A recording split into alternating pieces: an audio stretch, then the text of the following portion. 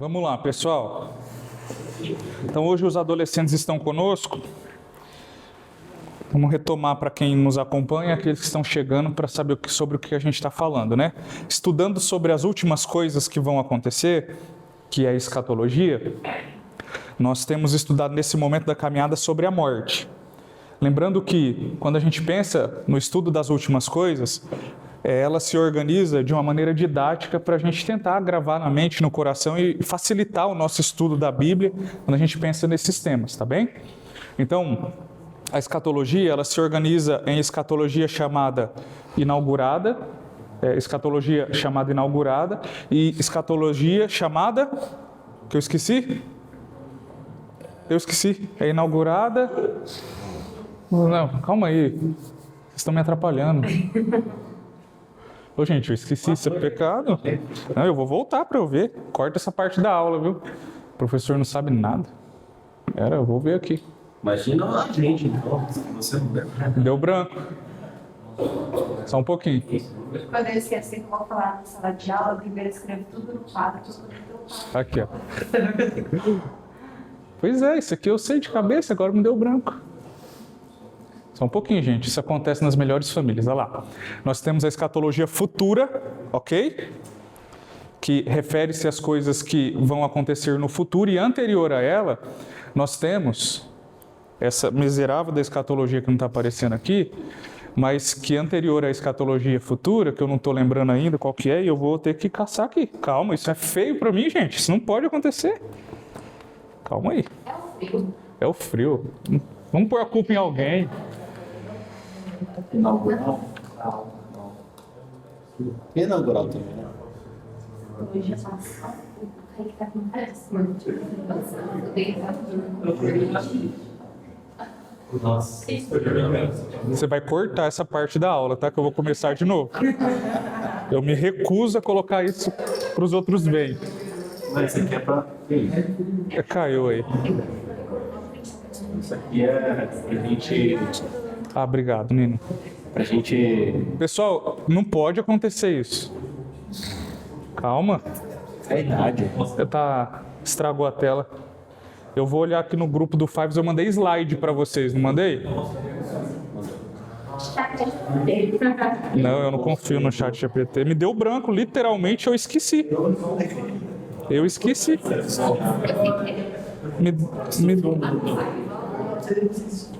Nossa, e pior que eu não tenho slide no meu celular. Ai, ai. Mandei, vê se alguém tem. Não essa aula, a anterior. Que vergonha. Meu Deus. Eu esqueci. After review. Realizada. Muito bem, Nina. Vai ter que ter uma professora decente aqui para poder...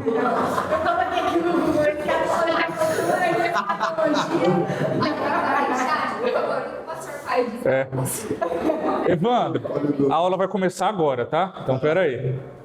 Para de gravar e começa a gravar de novo. Para com essa porcaria.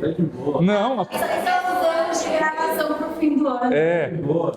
Bom dia, pessoal. Vamos começar a nossa aula do domingo de hoje. Os adolescentes estão conosco, sejam muito bem-vindos, tá? É uma alegria ter vocês com a gente. Então a gente está estudando sobre a escatologia. A escatologia refere-se às últimas coisas que vão acontecer. E quando a gente pensa na escatologia, a despeito das coisas que vão acontecer, nós a organizamos em duas partes. Qual que é a primeira parte mesmo, Nina? Escatologia realizada. Escatologia realizada. Palmas para mim, né? Isso aqui é maluco. A escatologia realizada, ela se refere, pessoal, à escatologia que nos abençoa nesse tempo, nós que somos o povo de Deus, e para aqueles que rejeitam o evangelho, o juízo para eles nesse tempo também. E como temos estudado agora, a escatologia futura. A escatologia futura, ela se organiza em duas partes, a geral e a individual. A geral refere-se a eventos que abrangem coisas que aconteceram com ímpios e justos ao mesmo tempo, indistintamente. E a individual refere-se a coisas que ambos provarão também, mas em algumas maneiras diferentes. Nós estamos estudando sobre a morte. A morte, ela entra nesse pacote duplo da escatologia chamada geral, escatologia chamada individual. Pensando sobre a morte, nós temos estudado que ela se manifesta de 3 formas: a morte física, a morte espiritual e a morte eterna. Nós já estudamos sobre isso na aula anterior. A física, todas as pessoas estão submetidas a ela, justos e ímpios. A morte espiritual, todas as pessoas até que se convertam a Cristo. E a morte eterna, apenas aqueles que não se convertem ao Evangelho. Então, nós, o povo de Deus, nós provaremos, caso Jesus não volte, apenas da morte física, porque a morte espiritual já foi resolvida com a nossa conversão e a eterna não será provada uma vez que nós nos convertemos ao Evangelho. Por outro lado, aqueles que não se convertem ao Evangelho, eles poderão passar pelas 3 mortes. A morte física, caso Cristo não volte antes. A morte espiritual, já estão mortos em seus delitos e pecados, ainda não nasceram de novo. E a morte eterna, por conta de não terem nascido de novo, provarão dessa morte chamada morte eterna. Aí a gente respondeu algumas perguntas no final da última aula e agora nós iniciamos a aula de hoje com essa pergunta: por que o cristão precisa morrer fisicamente? Essa pergunta parte de uma honestidade de análise bíblica, pessoal. Por quê? Porque uma vez que a gente se converteu ao Evangelho e fomos feitos nova criatura e já não estamos mortos espiritualmente, não seria, entre aspas, mais justo e conveniente que nós deixássemos de provar também a morte física? Vamos ver como isso se dá. Uma pergunta um pouco mais elaborada abaixo ali, ó. Por que a maioria dos cristãos não é levada ao céu imediatamente após o fim dos seus dias, sem atravessar o processo doloroso da morte, tal como aconteceu com Enoque e Elias, e como ocorrerá com os vivos no retorno de Jesus? Então, por que quando a gente se converte, a gente, quando chega a nossa hora, ao invés de morrermos, a gente já não vai direto para o céu, assim como Enoque e Elias foram, sem provar da morte? Seria tão bom, né, se isso acontecesse? Vamos ver o motivo pelo qual isso não é possível. Alguns motivos eu coloquei aqui, pessoal, alguns motivos que justificam a morte física do cristão. Alguém leia o primeiro motivo para nós e alguém já abre esse texto bíblico de 1 Coríntios. Embora aquele que crê em Cristo seja justificado, o cristão ainda permanece pecador e descendente do primeiro Adão. Por isso, a morte física continua sendo uma realidade a ser experimentada nessa vida, ainda que já não seja condenação, mas parte da condição presente antes da ressurreição final. Vamos ver o texto? Mas, de fato, Cristo ressuscitou dentre os mortos, sendo ele as primícias do que dorme. Pessoal, embora a gente tenha se convertido como fruto do pecado em Adão, não é esse texto, não? Não. Então, leia o correto, Felipe, por favor. Porque assim como em Adão todos morrem, assim também todos serão vivificados em Cristo. Tá. Então, como eu ia dizendo, antes do Felipe me atrapalhar na aula,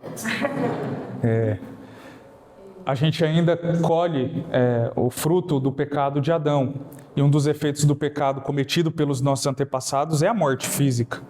Só que ela tem remédio, não necessariamente evitar que a gente morra. O remédio é o fato de que um representante da nossa raça morreu e ressuscitou. E no texto bíblico é dito que o fato dele ter morrido e ressuscitado é garantia de que nós provaremos também da ressurreição no dia final. Então, o primeiro motivo pelo qual não é possível que a gente não prove da morte física é porque nós somos descendentes de Adão. Então, para provar que a gente é descendente não do macaco, mas de Adão, é que a gente morre fisicamente, ok? Então, morreu fisicamente é uma prova de que é descendente de Adão. Segundo motivo, alguém leia e já abre o texto de Pedro. Assim como ocorre com a dor, as angústias, a doença, o sofrimento e as demais adversidades da vida, a perspectiva da morte exerce influências santificadoras sobre o crente, aperfeiçoando a nossa fé. Vamos ver o texto, gente?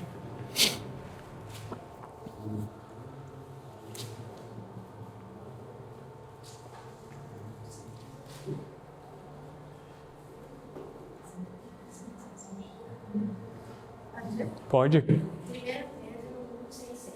E que vós sejais íntimos alegrais, ainda que agora importa sendo necessário que sejais um pouco contristados com várias tentações, para que a prova da vossa fé, muito mais preciosa do que o ouro que parece conferência e é provado pelo fogo, se acha em louvor e honra e glória na revelação de Jesus Cristo. Então, o modo como nós enxergamos a morte agora, ela muda a partir da nossa conversão. E a nossa visão a despeito desse tema vai passando por um processo de santificação. Aquilo que antes da conversão não era tão bem compreendido, na medida em que vai avançando a vida, a gente vai compreendendo mais. Então, nesse sentido, o apóstolo Pedro compara, um metal que é purificado pelo fogo, ajudando-nos a compreender um pouco essa dinâmica. Terceiro, a morte física ajuda o cristão a não se apegar exageradamente a este mundo, aumentando a expectativa pelo lar celestial. Filipenses 3, 17 a 21. Irmãos, sejam meus imitadores e observem os que vivem segundo o exemplo que temos dado a vocês. Pois muitos andam entre nós, os quais repetidas vezes eu lhes dizia, e agora digo, até chorando, que são inimigos da cruz de Cristo.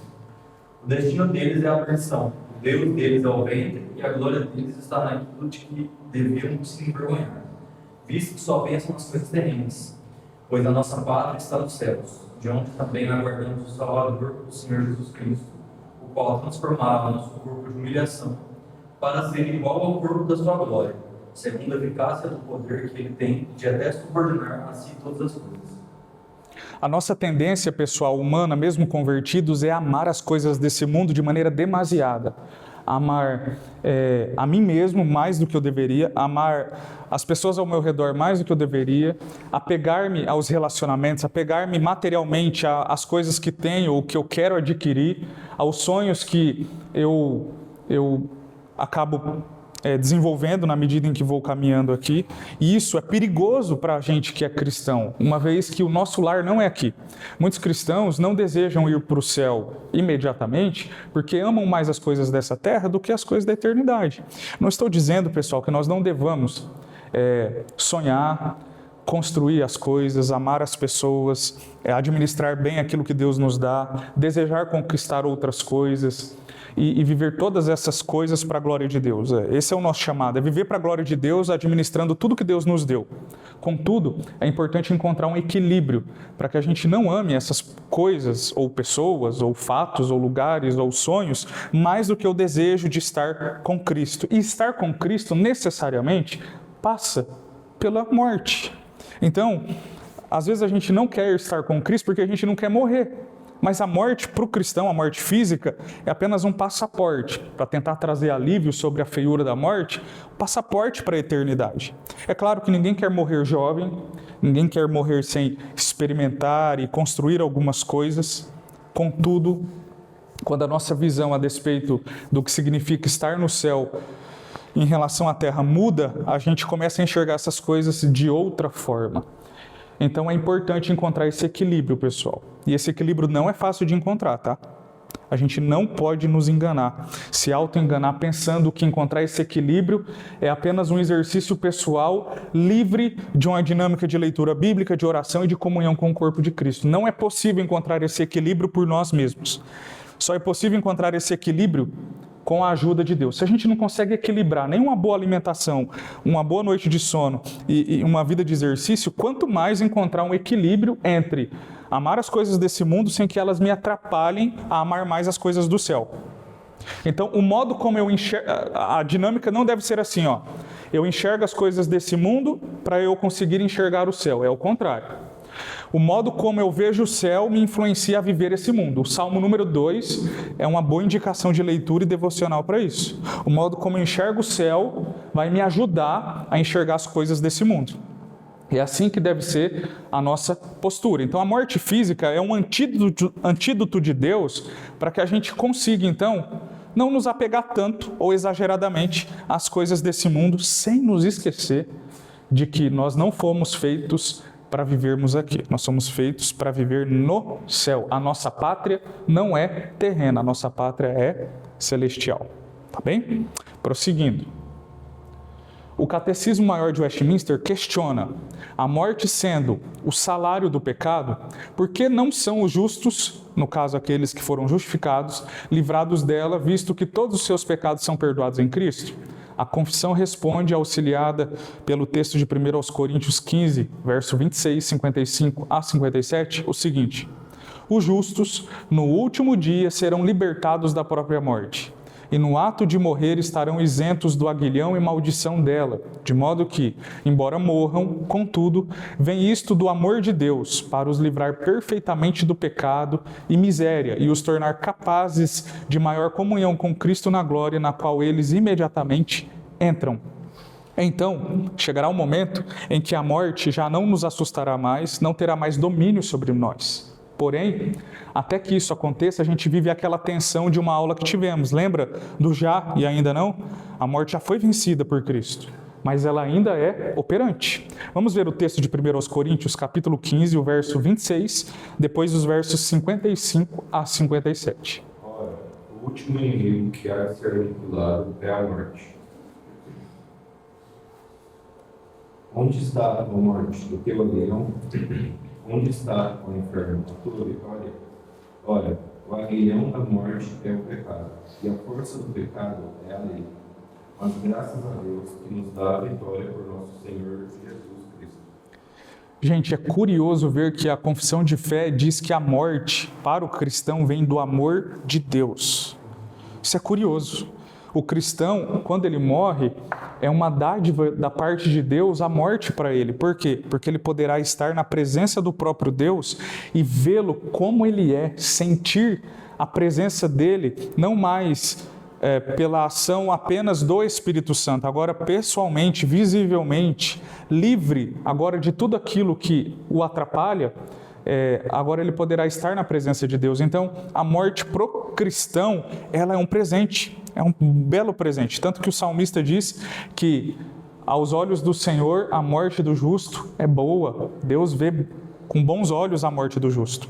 Agora, o ímpio não tem motivo para comemorar a morte, não. Porque ele sabe, ou melhor, nós sabemos, talvez eles não, que uma vez que eles morram fisicamente, eles também estarão condenados eternamente. Para nós, os cristãos, a morte é apenas um passaporte para a eternidade. É claro, pessoal, com isso, eu não estou dizendo que encarar a morte é fácil, como já vimos. A morte é feia, a morte é assustadora, a morte é terrível, é um dos efeitos do pecado. Assim como ter uma dor de garganta forte é ruim, ter uma dor de barriga num lugar inesperado é terrível, a morte também, embora seja um dos meios do amor de Deus por nós, ela não deixa de ser feia, não deixa de ser a nossa inimiga. Tanto que Paulo diz no versículo 26 que é o último inimigo a ser derrotado. E por quê? Porque ela ainda continua operosa. Então, a gente precisa encontrar esse equilíbrio entre como a gente enxerga a morte. Ao mesmo tempo que ela nos assusta, ela também está nos fazendo um favor. Mas encontrar esse equilíbrio, mais uma vez, pessoal, não é fruto de yoga, não é fruto de meditação, não é fruto de amadurecimento em termos de idade, é fruto de uma vida com Deus. Só é possível enxergar a morte dessa forma, uma vida constante com Deus. O apóstolo Paulo, quando fez afirmações do tipo, morrer para mim é Cristo, morrer para mim é lucro, foi feito sob a influência de estar em plena comunhão com Deus. Não foi feita da boca para fora, num parque de diversão, vivendo plena alegria da vida. Foi feito numa prisão, pessoal. Ele fez isso numa prisão. Então, chegar a essas conclusões e afirmar isso de todo o coração não é fruto necessariamente de uma vida alcançada em termos de anos vividos aqui. Apenas é possível fruto de devoção, fruto de aproximação com Deus. Porque poderá ser que um jovem compreenda melhor isso do que um idoso. O ponto não está na idade, o ponto estará no modo como a gente desenvolve uma vida plena com Deus. Tá bem? A Nina quer perguntar, Evandro. Vamos lá. O costume, né? Isso. Vai parecer meio sem sentido a pergunta no começo, mas ela vai fazer sentido no final. Uhum. Sabe quando, assim, tem filmes, coisas assim, da arte que representam vilões, que representam o mal de uma forma boa, como assim, por exemplo, séries que representam Lúcifer como se na verdade ele fosse um herói e tal. Uhum. E a gente sabe que isso é uma visão pecaminosa dessa maldade. Certo. Aí, uma representação branda, talvez até assim não sei se romantização é a palavra, da morte, até tido como personificando a morte como algo que traria esse descanso, mas que não é necessariamente ruim, sabe? Também seria um modo de olhar para ela equivocado ou pecaminoso, mesmo tendo a morte como assim, apesar da dor que ela traz, sabendo que ela não é o fim, né? Para nós cristãos, para a gente que depois disso tem a vida eterna e nós confiamos em Cristo, ainda assim representar a morte desta maneira, será que é ruim? Veja só, para a gente que é cristão, nós encontramos na palavra de Deus essa possibilidade de visualizar os inimigos de Deus, que são consequentemente os nossos inimigos também, como já derrotados. A gente não faz isso com soberba, porque na verdade quem os derrotou foi Cristo. Então Cristo derrotou o mundo, Cristo derrotou o pecado, derrotou a morte e derrotou o diabo. Então quando a gente celebra a vitória sobre esses inimigos, a gente não o faz com desdém, a gente não o faz com soberba, a gente faz baseado na vitória de Cristo por nós. Nesse sentido, quando a gente encara esses inimigos dessa forma, sob a ótica da palavra de Deus, não se torna nem um desdém e nem mesmo uma romantização da morte. Então, quando a gente olha para a morte, nós os cristãos, e a vemos, de um lado, como o último inimigo a ser vencido, 1 Coríntios 15, 26, mas por outro lado, como uma dádiva do próprio Deus, nos encaminhando para mais perto dele, a gente encontra esse equilíbrio. Para quê? Para que a gente consiga viver a vida em detrimento ainda desse inimigo derrotado, mas ainda operante, para a glória de Deus. Porque senão nós vamos viver em relação à morte e aos outros inimigos escravizados por ele, com medo deles. Então, se a gente não encara o mundo, o pecado, a morte e o diabo como já tendo sido derrotados por Cristo, embora eles ainda estejam operosos, a gente vai viver com um receio e com um medo e escravizado por esses inimigos de tal forma que não usufruiremos da vitória que Cristo já nos deu. Então, qual que é o chamado bíblico em relação apenas a esse inimigo, a morte, para nós? Já é viver como ressuscitados aqui. Por isso que o batismo simboliza morte e ressurreição. Então, aqui, embora eu ainda não tenha passado pela morte física, eu já vivo como um ressuscitado. E como que eu vivo como um ressuscitado?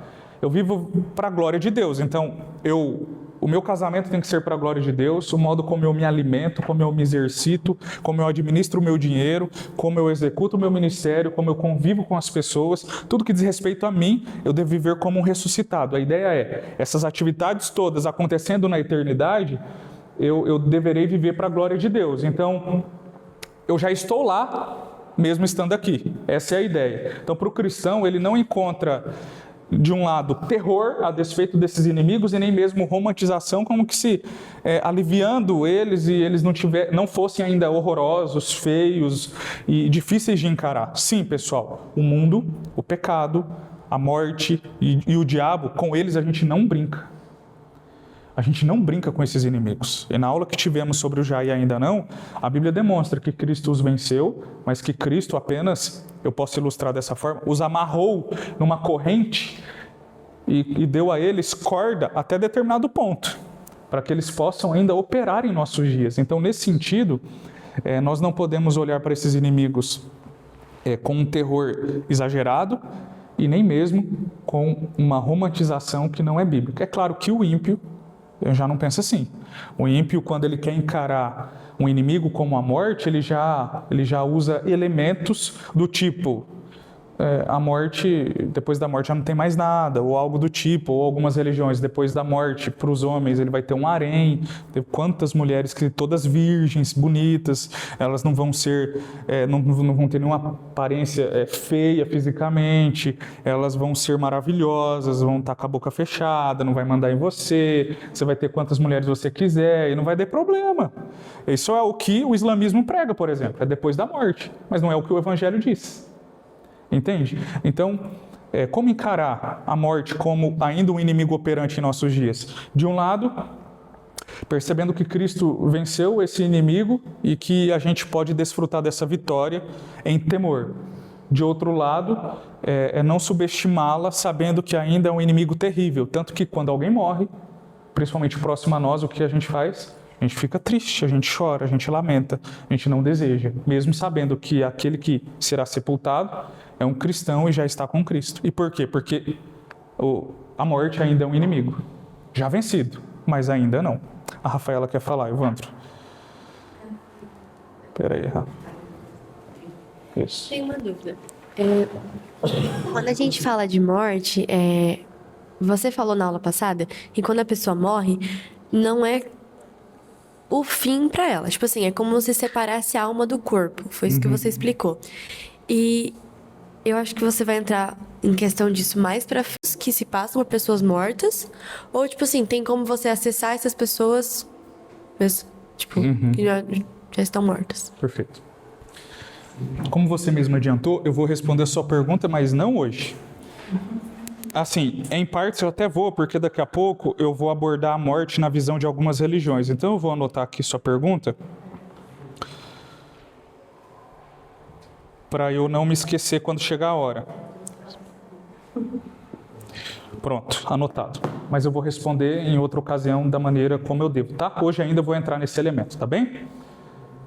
As Escrituras falam da morte do crente nos respectivos termos. Pessoal, eu separei os textos bíblicos e as expressões desses textos, não precisam abri-los, tá? Lucas 16, 22 é dito que a morte, na expressão bíblica, né? É ser levado pelos anjos para o seio de Abraão. Em tempo oportuno eu explicarei o que é seio de Abraão. Filipenses 1, 23 significa estar com Cristo, é uma expressão bíblica para se referir à morte. Segundo aos Coríntios 5, 8, a morte é dita nos seguintes termos, é habitar com o Senhor. Filipenses 1, 21, que a morte é lucro. Veja como Paulo encarava a morte, pessoal. Isso é possível, como eu disse anteriormente, como fruto de uma plena convicção de quem nós somos em Cristo. Não é fruto de uma idade avançada ou de coisas do tipo, tá? Filipenses 1, 23, a morte é dita nas palavras apostólicas, é incomparavelmente melhor.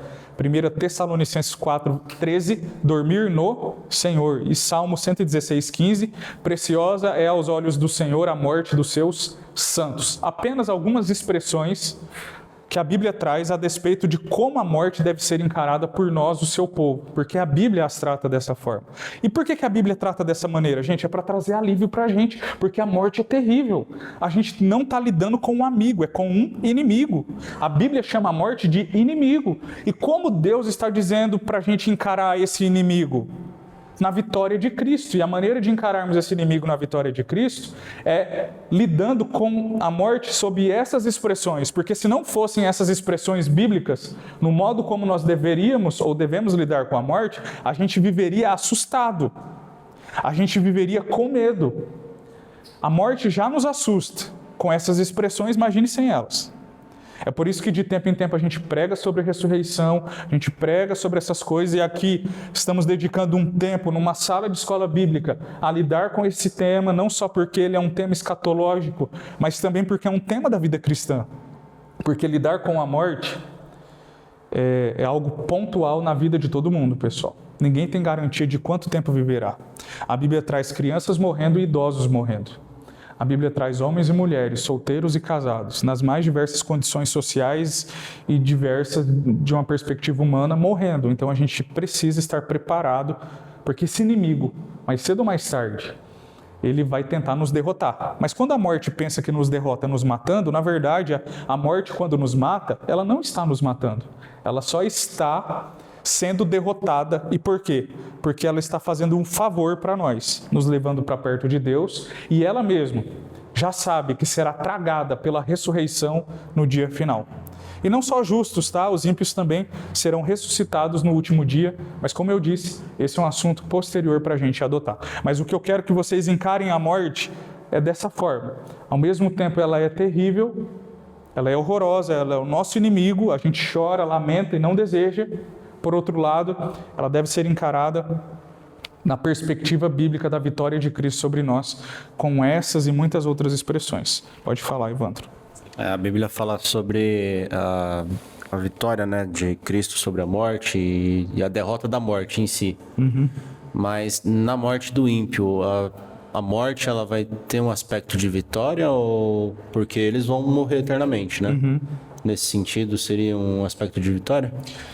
Nesse sentido, sim. Até porque a morte, antes de ser dominada por Cristo por ocasião da sua morte e ressurreição, porque a Bíblia diz que quando Jesus morreu, ele derrotou aquele que detinha o poder da morte, a saber, o diabo. Hebreus capítulo 2, verso 14. Agora, para o ímpio, mesmo ele não sabendo ou não tendo consciência, a morte para ele é sinônimo de algo terrível mesmo. É sinônimo de uma vitória da morte sobre o próprio ímpio, né? E o diabo se alegra com isso. Ele sabe que quando o ímpio morre, é mais um para estar com ele. Esse é o desejo dele. É claro que ele não pode fazer isso à torto e à direito, porque contra os eleitos de Deus ele não pode fazer nada. Mas contra os não eleitos, ele pode. E com eles, ele se alegra, né? Então, sim, a morte para o ímpio é uma vitória da morte que ela não usufrui sobre o justo. Tá bem? Continuando. Agora vamos ver, pessoal, como algumas religiões encaram a morte. Eu trouxe apenas alguns aspectos gerais para vocês entenderem como o cristianismo bíblico protestante reformado não vê a morte como essas religiões posteriores veem, tá? O romanismo, que é a Igreja Católica Romana. Segundo a teologia católica romana tradicional, após a morte, alguns fiéis entram no purgatório, onde passam por purificação antes de entrar plenamente no céu. Hoje eu não vou explicar o que é o purgatório. Eu vou fazer isso, pessoal, em tempo oportuno, nas próximas aulas, quando a gente for estudar sobre a eternidade da alma. Nós vamos ter uma aula sobre a eternidade da alma. Então, ali eu vou estudar com vocês sobre o purgatório e também quando a gente estudar sobre... Hoje eu estou esquecido, hein? Sobre o estado intermediário da alma. Tá? A gente vai falar um pouquinho sobre o purgatório também. Mas o catolicismo romano enxerga dessa forma, tá bem? Essa primeira fala. Qual a refutação bíblica para isso? A Escritura ensina que a purificação do pecado já foi realizada completamente por Cristo, textos bíblicos ali. Se a obra de Cristo é perfeita, não resta purificação complementar após a morte. Então, qual que é a ideia? O catolicismo romano diz, morreu, ainda tem uma purificação a ser feita depois da morte, e aí um indivíduo que está no purgatório, ele pode entrar no céu. O cristianismo bíblico não ensina isso. O cristianismo bíblico ensina, purificação do pecado existe, sim, mas enquanto a vida. Depois da morte, já não há mais possibilidade de purificação do pecado. Hebreus 9:27 diz que a morte, quando vem sobre o indivíduo, depois dela vem o juízo. Já não há purgatório, já não há purificação de pecado depois da morte. Então, contra o purgatório, ou essa visão romana, a Bíblia ensina, pessoal, que a purificação de pecado sim existe, mas ela é realizada em vida. Qual que é a ideia, então? O indivíduo morreu, se ele é crente, ele vai para o céu. Se ele não é crente, ele vai para o inferno. Não tem outro lugar que ele vai. Mas não é o que o catolicismo ensina.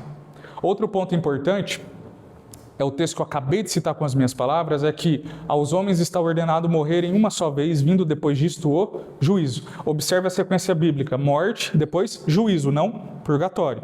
Então a teologia do purgatório, a doutrina do purgatório, ela passou a existir por uma questão muito peculiar do romanismo, com objetivo financeiro. Mas depois a gente vai falar sobre isso em momento oportuno, tá bem?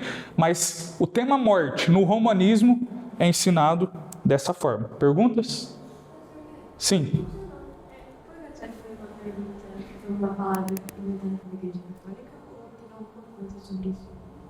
Não, é uma palavra inventada por eles. Ela vem do latim, tá? Que significa purgar pecados. Então é uma palavra inventada pelo romanismo mesmo. Não tem na Bíblia nem nossa e nem na católica, tá? Ainda sobre isso, sobre o romanismo, eles oram pelos mortos.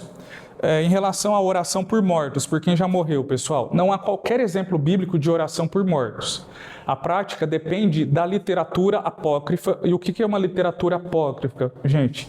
É um livro bíblico, é um livro que foi inserido na Bíblia e que não é considerado verdadeiro em termos de conteúdo. E na Bíblia romana existem 7 livros que foram colocados a mais, além das nossas. Então a gente tem 66 livros, na deles tem 7 a mais. E um desses livros que tem a mais é 2 Macabeus. E ali o livro de 2 Macabeus, que relata um período de uma revolta dos judeus contra o Império Romano, eles tiveram a prática de orar pelos mortos. mas é um livro que trata desse período histórico dos macabeus como pessoas que se revoltaram contra os romanos por ocasião deles terem matado um porco no templo em Jerusalém. Mas não é um livro considerado autêntico em termos de conteúdo, mas ali fala sobre oração de mortos. Então a igreja romana, no século XVI, só no século XVI, eles pegaram então o segundo livro de Macabeus e colocaram como um dos livros considerados inspirados, para quê? Para fundamentar a oração pelos mortos. Então foi um movimento contra a reforma. Houve a reforma protestante, movimento contra a reforma, como o próprio nome sugere, eles eram contra a reforma, fizeram algumas reformas também em termos de espiritualidade, falaram, a gente precisa de base bíblica para defender essa doutrina. E base bíblica não tem nesses 66 livros, o que a gente faz? Vamos encontrar um livro que tem então. Segundo Macabeus tem? Vamos colocar Segunda Macabeus, e eles colocaram Segunda Macabeus, antes do Evandro. Então esse livro traz esse elemento, tá? Na perspectiva bíblica, pessoal, a oração pelas pessoas ocorre somente em vida, nunca após a morte. Vamos ver Romanos 14, 12? Assim, pois, cada um de nós prestará conta de si mesmo. Então, qual que é a ideia, pessoal, desse texto bíblico? Que não há possibilidade de intercessão por nós depois da morte, porque cada um prestará contas diante de Deus. Então, o indivíduo morreu, não adianta rezar por ele, orar por ele, pagar penitência por ele, comprar indulgência por ele, porque não vai mudar o seu status eterno. A Igreja Romana ensinou isso por muito tempo, para enriquecer financeiramente e no século XVI construir a Basílica de São Pedro, que existe até hoje em Roma. Papa Leão X fez isso, tá bem? Mas em outro momento a gente comenta sobre o tema. Fala, garoto. Não, sobre o próprio livro do Macabeus, se não me engano, lá no final do livro, ele mesmo escreve que aquele livro ele é imperfeito, que as palavras foram imperfeitas. Se não me engano, ele dá um aval ali que, tipo assim, isso aqui não é inspirado por Deus. Pois é. Então, tipo, nem... O próprio livro em si não se justifica como algo suficiente para ser usado como exemplo, como uma forma a ser seguida ali. Para defender doutrinas, né? Mas como a Igreja Católica pega textos soltos para defender o que crê, então essa parte eles não leem. A morte e o espiritismo. Vamos lá. Eles creem na reencarnação. O espiritismo ensina que a alma passa por múltiplas encarnações e essas encarnações são sucessivas até atingir aperfeiçoamento moral. Qual que é a refutação bíblica disso? Mais uma vez, nos voltamos ao texto de Hebreus 9:27, que aos homens está ordenado morrerem uma só vez, não várias vezes. Então, o indivíduo, quando morre, ele não reencarna em outros corpos posteriormente, tá bem? Além disso, a salvação bíblica não ocorre por progresso moral, e isso é importante, pessoal. A nossa salvação é uma mudança de status diante de Deus, não é um aperfeiçoamento, uma mudança que acontece gradualmente. Então, por exemplo, hoje eu sou um pouquinho salvo, amanhã eu tenho que ser mais um pouquinho, mais um pouquinho, mais um pouquinho, mais um pouquinho. Quando a Bíblia fala sobre o desenvolvimento da salvação, não é nesses termos, é no sentido de viver para a glória de Deus. Porque a Bíblia fala de desenvolver a vossa salvação, mas não é nesse sentido como o Espiritismo enxerga, como uma progressão moral. Então, como eu estava dizendo, não ocorre por progressão moral, acumulado em várias vidas sucessivas, mas por graça mediante a obra dos méritos de Cristo, conforme Efésios 2:8. A reencarnação elimina a necessidade da morte substitutiva de Cristo. Caraca, eu achei que era um arroto isso. Eu também achei.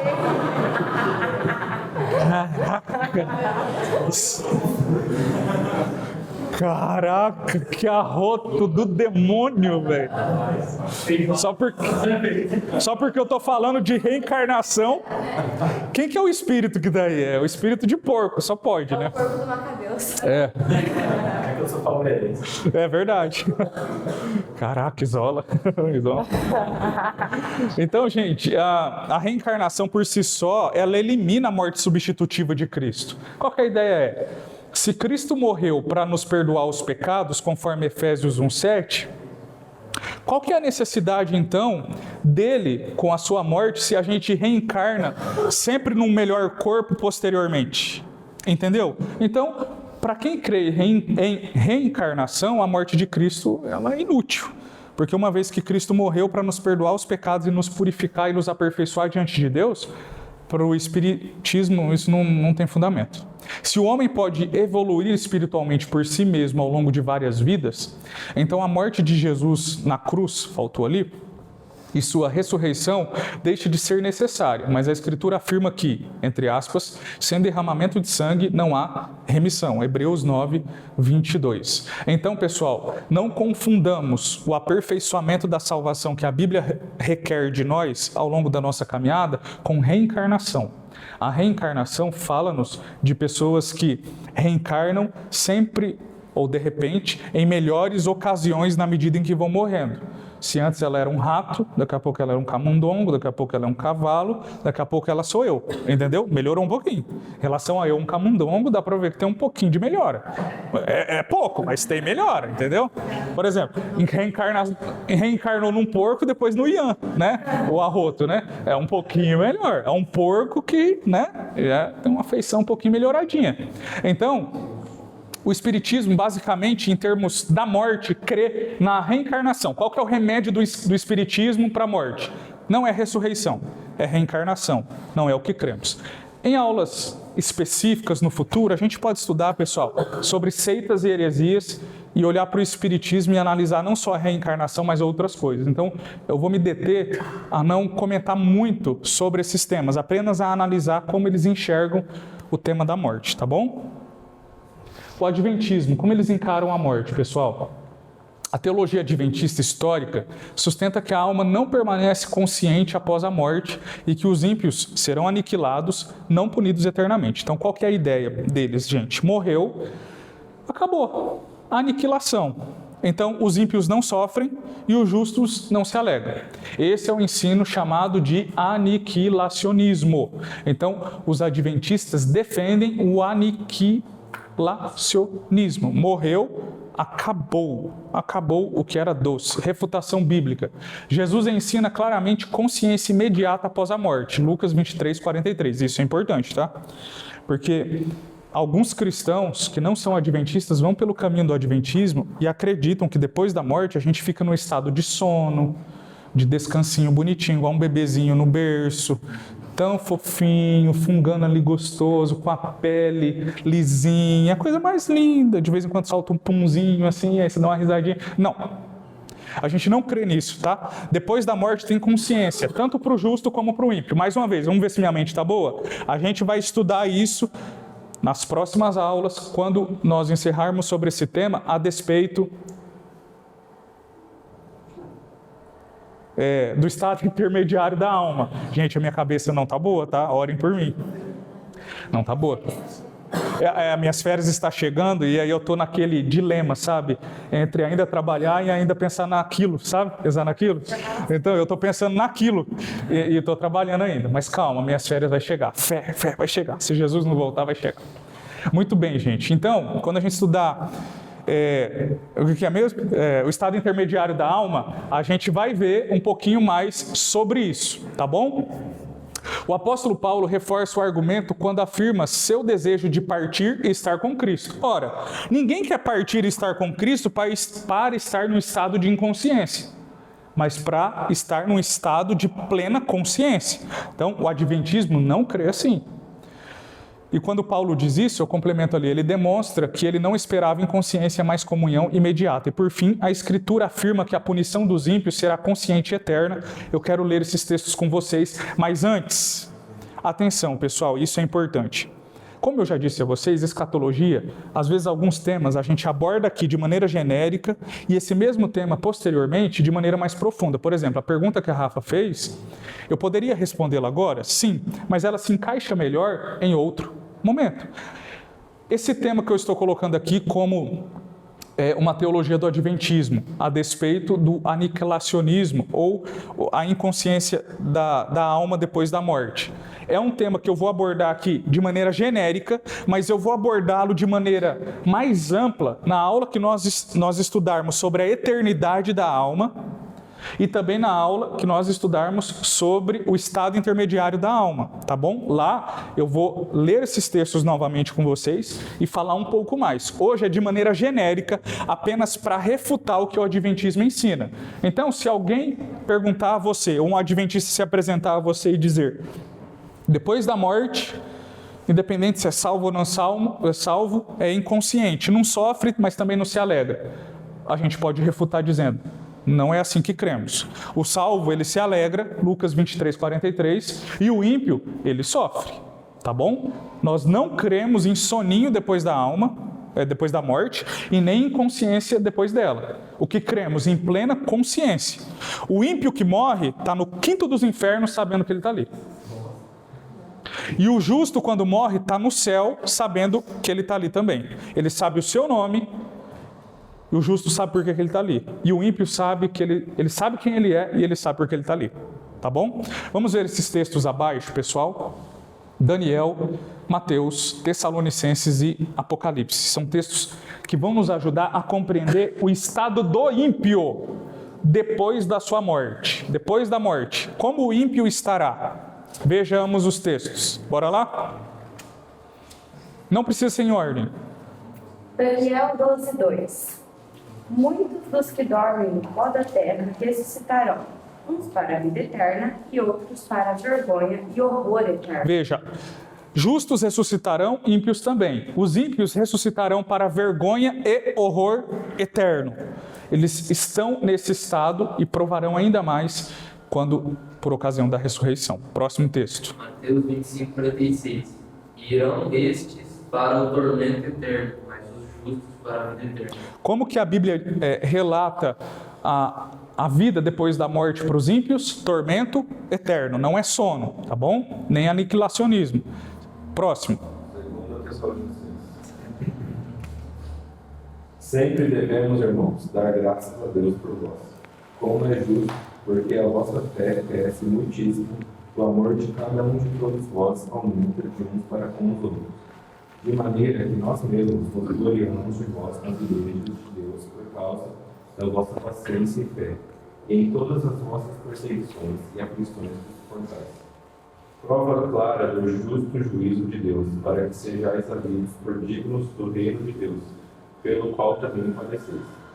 Se de fato é justo diante de Deus, que dê em paga tribulação aos que vos atribulam, e a vós, que sois atribulados, descanso conosco, quando se manifestar o Senhor Jesus desde o céu com os anjos do seu poder, com a labareda de fogo, tomando vingança dos que não conhecem a Deus e dos que não obedecem ao Evangelho de nosso Senhor Jesus Cristo, os quais, por castigo, padecerão eterna perdição, longe da face do Senhor e da glória do seu poder, quando vier para ser glorificado nos seus santos, e para se fazer admirável naquele dia em todos os que creem, porquanto o nosso testemunho foi querido entre vós.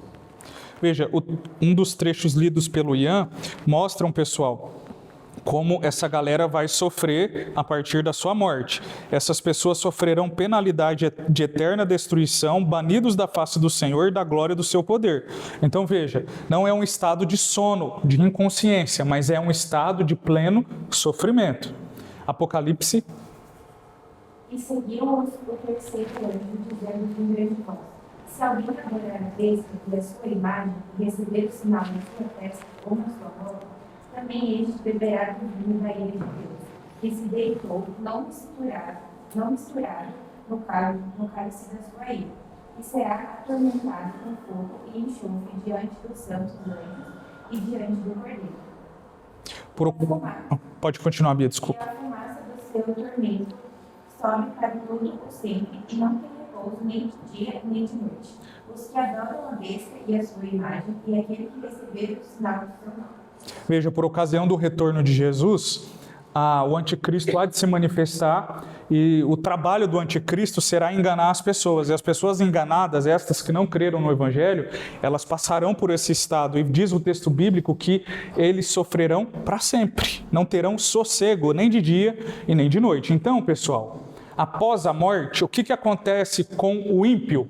Sofrimento. O que acontece com o justo? Alegria. Conversaremos mais sobre esse sofrimento e essa alegria quando estudarmos sobre o estado eterno da alma e principalmente sobre o estado intermediário da alma. Aí sim nós vamos conversar bastante sobre esse tema. Aqui, como eu disse, ainda que de maneira geral, é só para refutar o ensino adventista sobre inconsciência ou aniquilacionismo da alma. Tudo bem, pessoal? Tudo bom? Continuando então. A morte e as testemunhas de Jeová. As testemunhas de Jeová ensinam que após a morte a pessoa entra em estado de inconsciência, algo bem semelhante ao adventismo, tá? Em estado de inconsciência total até a ressurreição. Isso é chamado de sono da alma. Qual que é a diferença para o adventismo? A diferença é que as testemunhas de Jeová creem que esse sono será despertado por ocasião do juízo final. Os adventistas não creem nisso. Eles creem que é um estado irreversível, o aniquilacionismo. Não é o que creem as testemunhas de Jeová. Então, as testemunhas de Jeová é assim: morreu hoje, seja ímpio ou justo, vai dormir. Vai acordar quando? Quando Jesus voltar. Não é o que a Bíblia ensina, tá? O que a Bíblia ensina, que temos visto, morreu hoje. Se creu em Jesus, vai para o céu. Se não creu em Jesus, vai para o inferno. A refutação bíblica de um texto que a gente vai trabalhar nos seus pormenores e expressões na aula que a gente tiver sobre o estado intermediário da alma. Mas aqui eu cito ele de maneira geral, tá? Jesus descreve uma parábola. E qual é ela? Do rico e Lázaro. E Jesus descreve a consciência após a morte nessa parábola, ali nos personagens descritos. Não há intervalo inconsciente. Então vocês perceberão que nos dois personagens descritos nessa parábola, um morre e vai para o céu, o outro morre e vai para o inferno. Quando eles morrem, diz o texto que eles vão imediatamente ou para o céu ou para o inferno. Não há esse intervalo de soninho para que eles acordem depois. Eles imediatamente ou sofrem ou se alegram. Então, gente, as almas dos crentes são aperfeiçoadas em santidade e recebidas imediatamente na presença de Deus. Por outro lado, as almas dos ímpios são conduzidas e levadas no inferno para que ali eles possam passar por sofrimento. Então, refutando as testemunhas de Jeová, o modo como eles encaram a morte, o Evangelho nos apresenta de outra forma. Então, já vimos romanismo, espiritismo, adventismo e testemunhas de Jeová. O testemunho de Jeová não acredita em aniquilacionismo. Não. Eles acreditam no sono da alma momentâneo, que vai da morte até o retorno de Cristo. Mas o adventismo, tipo assim, se for pensar, não faz nem sentido. Por que eles acreditam então? Pois tá certo a sua análise, mas não faz sentido nenhuma das outras coisas, porque vocês vão perceber algo em comum. Eles querem sempre privar as pessoas do sofrimento, que é aliviar o sofrimento daqueles que justamente deverão ser punidos. E não é o que a Bíblia ensina, pessoal. Jesus nunca alivia a punição daqueles que rejeitam o Evangelho. E isso é muito importante de dizer. Então, essas religiões, desde que o mundo é mundo, sempre tentam aliviar o sofrimento ou de alguns grupos, ou de todo o grupo, mas sempre tentam aliviar o sofrimento ou de maneira geral, ou ainda que de maneira seletiva. Mas não é o que a Bíblia traz. A Bíblia traz que grandes e pequenos, pobres e ricos, homens e mulheres, brasileiros ou argentinos, qualquer seja a nacionalidade, petista e não petista, bolsonaro e lulista, não creu em Jesus, vai para o quinto dos infernos, gente. É para lá que vai. Entendeu? É assim que funciona. Morte e o islamismo. Após a morte, a pessoa entra em estado, ali faltou uma palavrinha, entra em um estado aguardando o juízo final. Esse estado, como que é, pessoal? Como que o islamismo crê no Alcorão? A alma permanece consciente, bem semelhante a nós, né? Já experimenta antecipações de recompensa e punição, bem semelhante a gente. Calma, não estamos falando do cristianismo, tá? E aguarda a ressurreição corporal futura. Calma. Tudo isso que eu acabei de ler ali é tudo que cremos também. Mas calma. Semelhanças também têm seus enganos. 2. O destino eterno depende principalmente da submissão a Alá, obediência religiosa, prática moral e fidelidade ao Islã. Ou seja, a salvação islâmica não é por graça, mas é por obras. Aí já vem a grande diferença. Tá? Se o destino eterno de alguém na religião islâmica ou muçulmana depende da submissão ao seu Deus, da obediência religiosa, de prática moral e fidelidade à própria religião, já não é por fé e graça, mas por obras, totalmente distinto do cristianismo. Ninguém é salvo por submissão, por obediência, por prática moral, por fidelidade. Nós somos salvos por graça. Em decorrência dela, a gente se submete a Deus, a gente obedece a gente procura praticar uma vida de moralidade cristã e também de fidelidade ao Evangelho, mas não como causa, mas como efeito, ok? E os destinos finais é paraíso e inferno nessas expressões ditas ali, expressões do Alcorão. Como eu disse, pessoal, em momento oportuno a gente pode sim ter aula sobre seitas e heresias. Essa foi uma das disciplinas que eu lecionei quando eu fui professor de seminário. Para formar pastor, eu dei aula sobre seitas e heresias. Então, a gente pode ter uma aula sobre seitas e heresias. Aqui é só para mostrar para vocês como que funciona a relação entre religiões e morte. Tudo bem, gente? Beleza? Podemos prosseguir nos poucos minutinhos que temos? Vamos lá. A morte e a Bíblia, então. Algumas considerações do que já vimos e refutando também outras que acabamos de ver. Segundo a escatologia bíblica reformada, o que acontece então após a morte? Alguns pontos, gente. Apenas como um lembrete. O cristão entra imediatamente na presença de Cristo, já vimos isso. Segundo, o ímpio entra em estado consciente de separação de Deus, já vimos isso, mas abordaremos esses dois pontos de maneira um pouco mais trabalhada quando estudarmos o estado intermediário da alma. Depois, ambos aguardam a ressurreição final. Já citei isso, mas estudaremos isso em momento oportuno, que ímpios e justos terão seus corpos ressuscitados. Então, por fim, ocorre o juízo público e definitivo e também individual. Esse juízo, pessoal, ele vai ser público, individual e definitivo, tá bom? Não vai ser um juízo em massa. Vem cá, os corintianos, vai para o inferno. Vem cá, o 100 mundial, também vai. Vem cá, não vai ser público, no sentido de vergonha, no sentido de assumir responsabilidade, mas vai ser individual e também irreversível. Em resumo, a esperança cristã nos mostra que não podemos escapar da morte, mas podemos vencê-la unidos a Cristo. Então, estudando sobre a morte, nas suas manifestações física, espiritual e eterna, o cristão pode vencê-la, mas sempre pelo mesmo caminho e único, Cristo. O ímpio, se não passar por esse caminho, vai provar da morte física, vai provar da morte espiritual e vai provar da morte eterna. O justo ainda tem remédio para isso. Tá bem? Agora entrando no outro tema que vocês já me perguntaram. Atenção, André, essa é uma resposta que você me perguntou um dia, que até hoje eu não te mandei áudio, né? Mas porque eu queria responder para você ao vivo e a cores, tá bom? Cremação ou sepultamento? Vamos lá, em rápidas palavras, ou como diz um podcast do Augusto Nicodemos, em poucas palavras, para tentar responder aquilo que não dá para responder em poucas palavras. A cremação, em primeiro lugar, a cremação não era praticada nem no Antigo Testamento, nem no Novo. Tampouco é observada na história da igreja cristã, mas sim o sepultamento. Qual que é a pergunta? Quando eu morrer, eu posso ser sepultado? Pode. E eu posso ser cremado? Será? E se for cremado, eu perco salvação? Eu não vou ser ressuscitado? Calma. Então a pergunta parte do princípio: ser cremado tem princípio bíblico ou não? É isso que a gente está tentando responder.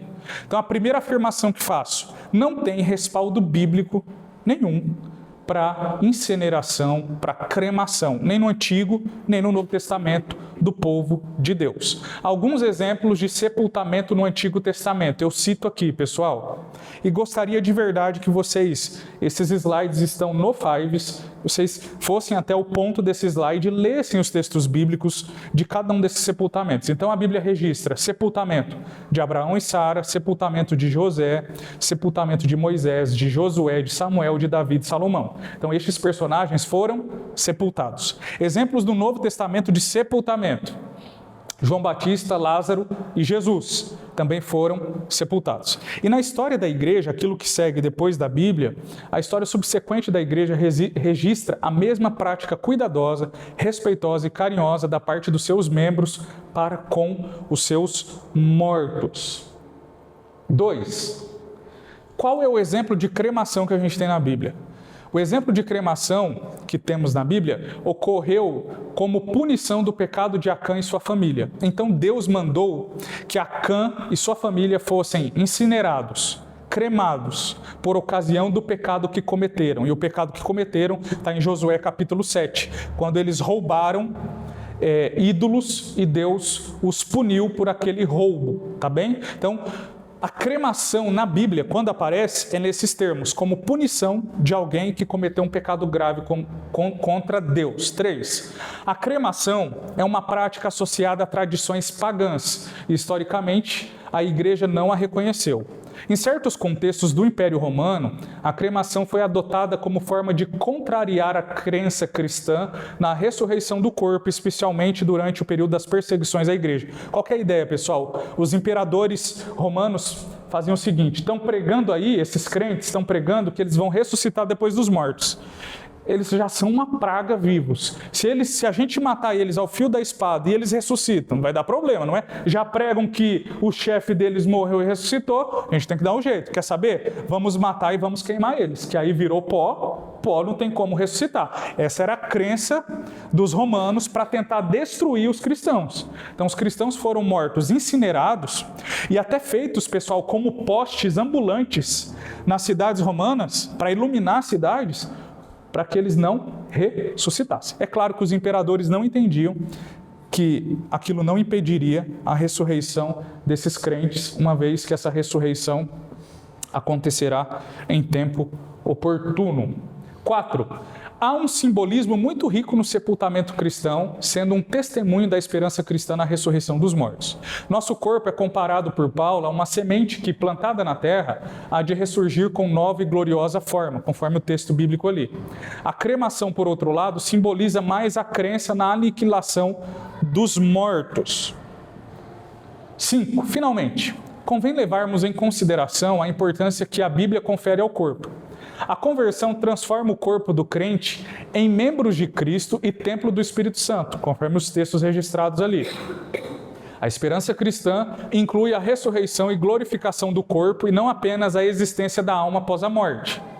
Por essa razão, a prática do sepultamento solene e respeitoso é a maneira, veja, apropriada de devolvermos ao pó os corpos dos nossos mortos, refletindo os exemplos bíblicos e a história da igreja.